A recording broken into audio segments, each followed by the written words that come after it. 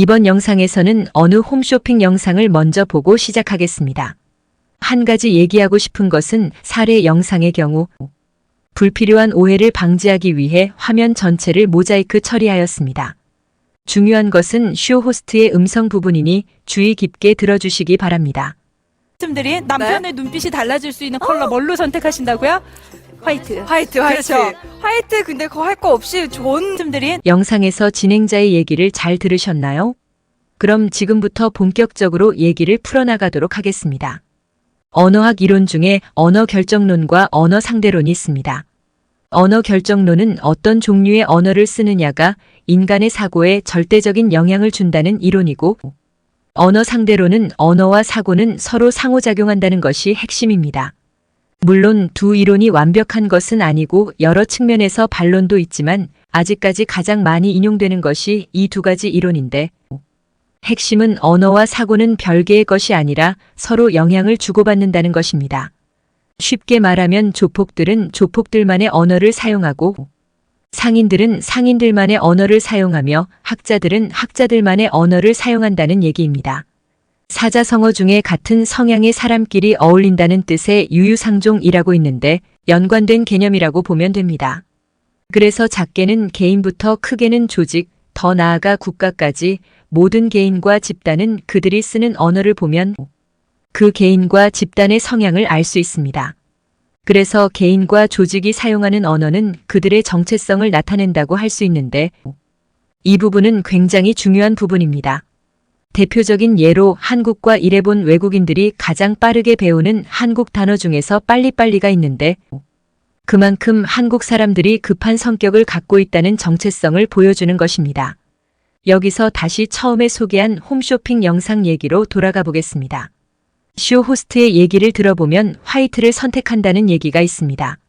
실제로 우리나라 홈쇼핑을 보면 우리나라에는 더 이상 하얀색, 검은색, 회색, 파란색, 노란색, 주황색, 초록색, 갈색, 자주색은 존재하지 않고 대신에 화이트, 블랙, 그레이, 블루, 옐로우, 오렌지, 그린, 브라운, 버건디 색만 존재하는 것처럼 느껴집니다. 그래서 Z세대의 경우에는 자주색과 다홍색 자체를 모르는 사람들이 생각보다 굉장히 많습니다.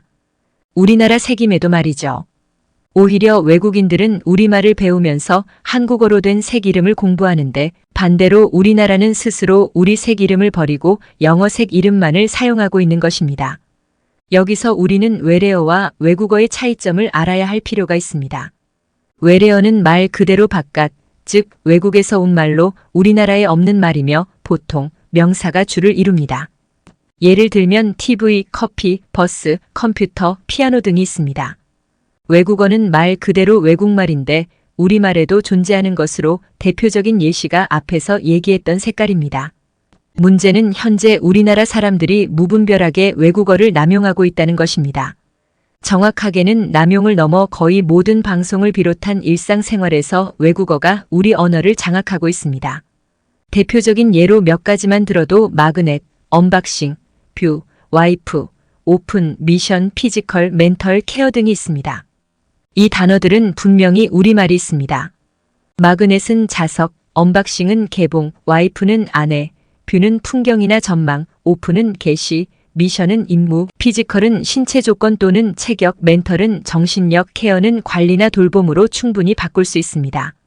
문제는 우리가 이렇게 외국어를 남발하고 남용하다 보니 우리나라 사람들이 우리말로 표현을 못하거나 표현하는 방법을 잊어버린 것을 넘어 우리말을 파괴하고 있는데 대표적인 예가 비주얼입니다.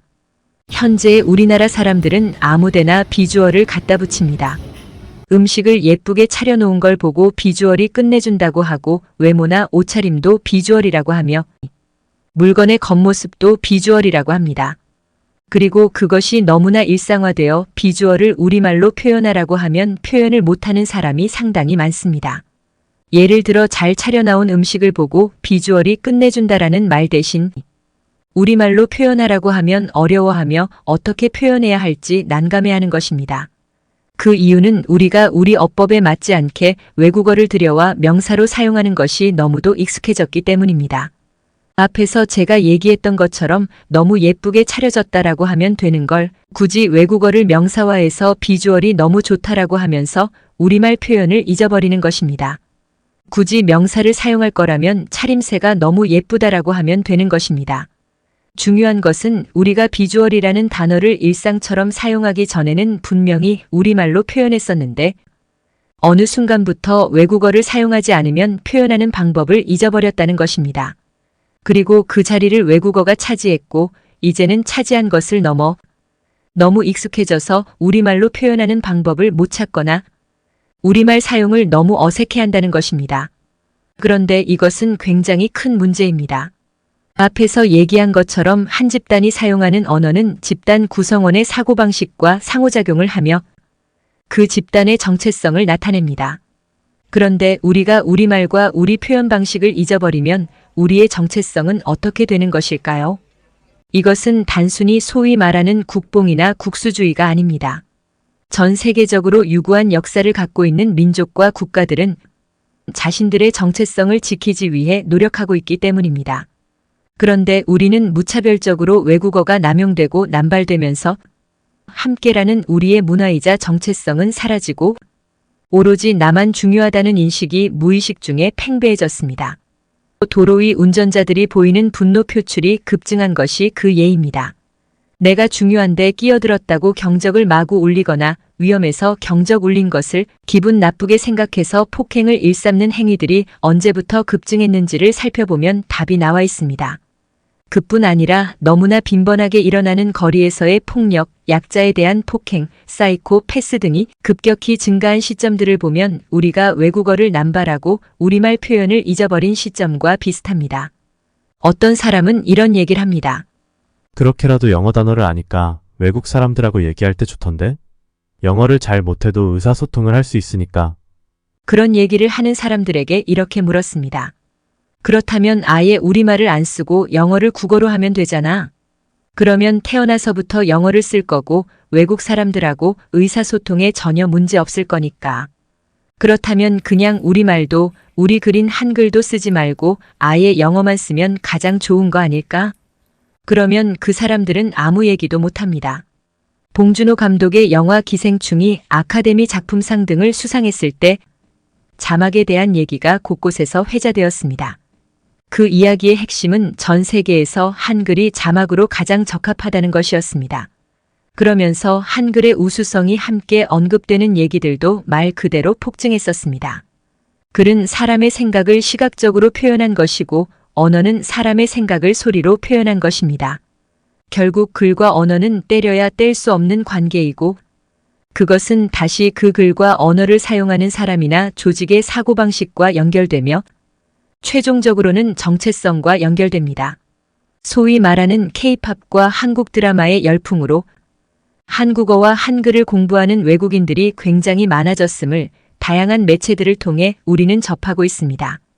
그만큼 우리나라의 위상이 높아진 것이죠. 그런데 우리나라 사람들은 반대로 오히려 우리말을 버리고 외국어를 남발하는 환경 속에서 살고 있습니다. 내가 나를 사랑하지 않으면 아무도 나를 사랑하지 않는 것처럼 우리말과 우리 글을 우리가 사랑하고 지키지 않으면 아무도 그렇게 해주지 않습니다. 그리고 그것은 결국 한국인의 소멸을 의미합니다.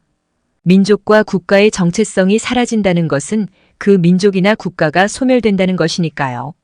물리적인 국가는 살아남을지라도 고유한 정체성을 가진 그 민족은 사라지는 것이죠. 그래서 우리는 더 늦기 전에 지금이라도 외국어 사용을 제한하고 우리말을 지켜야 할 것입니다. 고맙습니다.